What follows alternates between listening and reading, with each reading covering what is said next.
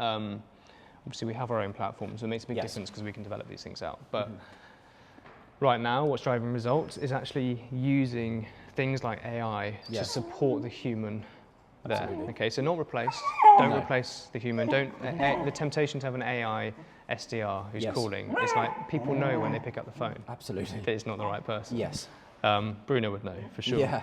He's got something to say about everything. So actually, okay, I'm a salesperson, I'm an SDR, I'm doing the outbound, I'm doing the work, I'm trying to get the meetings booked in. Is how do I then leverage that insight? And it's getting the AI to feed back on all of the conversations. Absolutely. It's getting AI to analyze the data that's going on and actually learning from that data. And then applying it to the human element of it. I guess that's a speed element of that as well. I mean, if you had a human doing that, I mean, that's a huge cost, isn't it? Whereas that AI piece can automate it at a fraction of the price. Or a fraction of the cost, rather. Coaching, training, feedback. I mean, our team now get live feedback on the calls from the AI. That's huge. It's absolutely huge.